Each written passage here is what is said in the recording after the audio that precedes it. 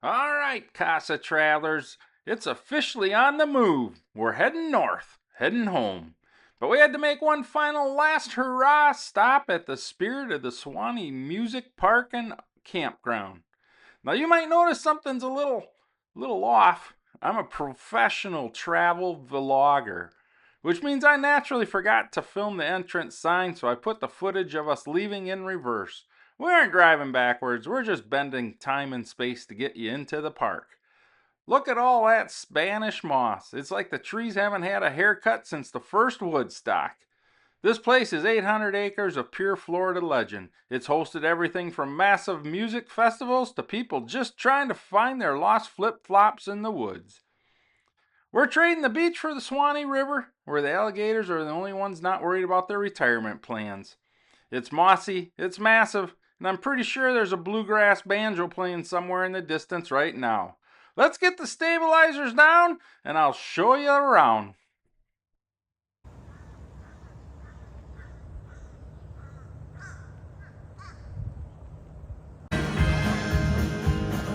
Love is a burning flame. And man, if these guys don't make you want to buy a cowboy hat and start a lifestyle as a professional tambourine player, I don't know what will. Since I'm retired and have the rhythm of a lawn chair, I figured I'd just film them instead. Check them out. It burns, burns, burns, and the flames went higher. And it burns, burns, burns, the ring of fire. Lightning bolts are putting on the breeze. Baby, get ready. Here y'all out there, selling You gotta help me out this next time. across the field where the creek turns back by the old stone road. And then, in the middle of fishing in the dark, Brisket Bob decides it's his time to shine. Now look at that belt buckle. That's not just a fashion statement. That's the structural integrity device. I'm pretty sure if a meteor hits the campground, that buckle's gonna be the only thing left standing. It's officially a bullet stopper, and honestly, I think it's the only thing keeping him grounded while he's moving like that. Whether his name is Brisket Bob or T-Bone Walker, you gotta hand it to him. He's out there living his best life, proving that you don't need a fishing pole to catch the vibe of the Suwannee. While I'm wandering through the woods, let's talk about the scenery. First, look at the Spanish moss hanging everywhere. Fun fact, it's neither Spanish nor is it moss. It's actually a relative of the pineapple. So technically, I'm walking through a very fuzzy, very confusing vertical fruit salad. The water here is legendary for its tannins. Back in the day, people thought soaking in the Suwannee was a health treatment. So if I accidentally fall in, no, I'm not clumsy. I was just enjoying 100% organic, forest-infused skin peel. It's a high-end day at the spa for me. If you want to get out on the water without the workout part of the working out, the Suwannee Canoe Outpost has the hookup. The shuttle will take you upriver so the current does all the heavy lifting. It's a 100% downstream trip, the perfect way to explore for those of us whose rowing muscles retired at the same time as we did. Sandy found the local gym. It's a 1-rep max tree pull. I'm not saying who's winning, but the tree hasn't budged an inch. Deep in the woods, we find the Suwannee tree huggers. They're practicing yoga, which is basically a fancy way of saying struggling with gravity. They're out here getting centered and grounded while I'm just trying to stay upright and uninjured. They're trying to be one with nature. I'm all for finding your zen, but if I tried that pose, Sandy would have to call a tow truck to untangle me. Thanks for having us, Suwannee. We're out of here before Sandy makes me try that tree yoga.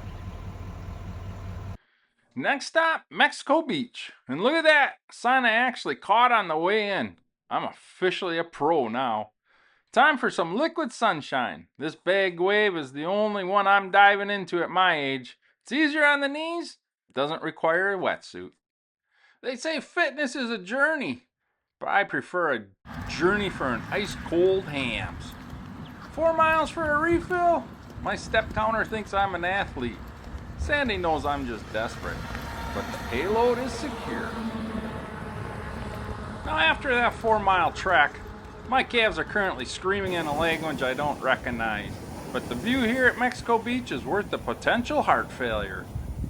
This is part of Florida's Forgotten Coast. It's called that because it's tucked away, but also because I've forgotten how much I hate walking in deep sand. What makes this place special is that there are no high rises. Back in the 70s, they passed a law that basically banned skyscrapers. It's the only place in Florida where buildings are shorter than my grocery bill. You'll get 100% sun and zero shadows from a billionaire's balcony.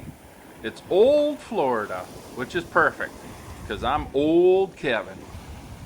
You'd never know it by looking at it today, but in 2018, Hurricane Michael tried to delete this town. It was Category 5, uninvited guests that leveled almost everything. But Mexico Beach has more backbone than a professional wrestler. They rebuilt it with the same small town soul, proving you can't keep a good beach town down. And check out this sand. It's pure Appalachian quartz. It's actually traveled thousands of miles downriver just to end up in my shoes. It's basically ground up mountains. It's like nature's glitter. It's beautiful. It's soft. And I'll be finding it in the RV until at least 2029. Just me, the emerald water, and enough beer in the fridge to make sure I don't feel those 4 miles tomorrow. It's a tough life. Somebody's got to live it. Stick around. The Kasa Travels northbound trek is just getting warmed up. The next stop, the Sea Turtle Center. Let's take a minute and listen to what the expert has to say. End of Florida and then into a couple other states. So there's 7 different species of sea turtle in the world. 5 of them live in the Gulf of Mexico. Babies hatching from that. It takes these babies about 45 days to hatch. So we were there right about that time. The beach was covered in babies. It was incredible to see.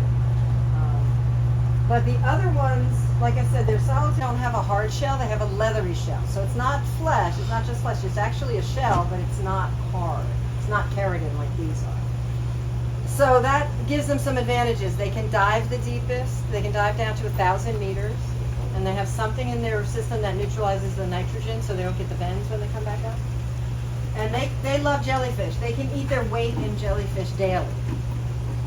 So, and they will... You have to love the Forgotten Coast Sea Turtle Center. It's a small, community-run gem that's doing big things. These folks are the front line for local conservation, protecting nests and rehabilitating the locals. It's an amazing free stop that reminds you why we keep coming back to this coast. Definitely worth the detour. Wednesday morning, on our way home, just looking outside here, and out our back window, our little buddy is hanging out.